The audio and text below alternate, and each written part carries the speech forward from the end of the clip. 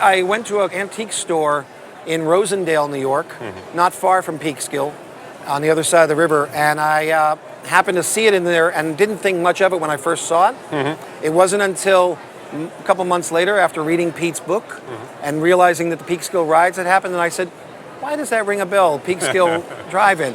And I realized, oh my gosh, that's that. And I went back to the store and bought it from him. How much did you pay for the sign? $20. I was friends with Pete most of my adult life. He recently passed. I was at his bedside when he passed, and spent many fun times with him, sailing, singing, helping get Clearwater organizations started around the Hudson Valley. I probably got this signed in 2008, something like that.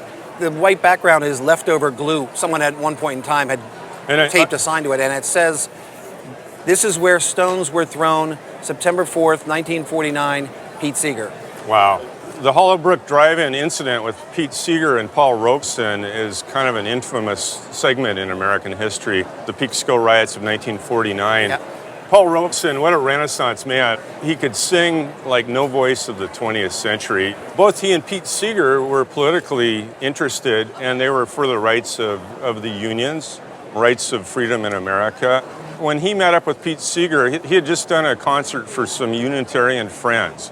They liked the concert so well, it was a small concert, that they asked him to go to Peekskill and go ahead and have a concert there. And that was held in a drive-in theater, this drive-in theater here. The concert was originally scheduled a few days earlier, and protest rallies caused it to be shut down, but they weren't going to be moved, so they reorganized it for September 4th, 1949. Right, what I love is Paul's famous line was, "This is America, and we're going to have that concert." It kind of took off in the local press, and 20,000 people showed up to this concert. They did the full concert, and it was well received.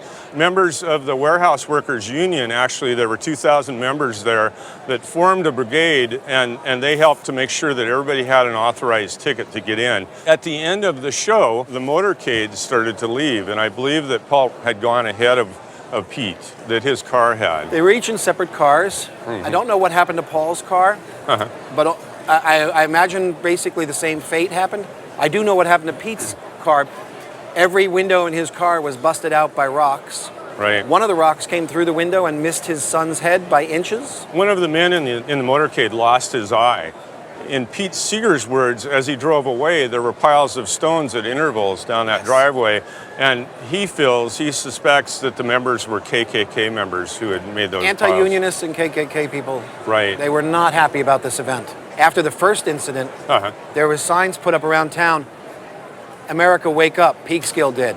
Yeah, and it was really a violent time. Right, it was. And of course, shortly thereafter, Pete Seeger was investigated, and Paul Robeson were both investigated by the McCarthy hearings. They took away Paul Robeson's passport. As a matter of fact, there were people that thought he was too close to Russia. So I think that's kind of what got the sentiment going at the concert, is somebody, a man from Washington, a shadowy man from Washington, had said that Paul Robeson loved Russia.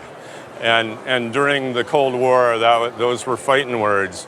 To look at the sign, there's a condition issue, but it's an icon from American history. The value on it at auction is $2,000 to $3,000. Holy cannoli. Really? Good find, good signature.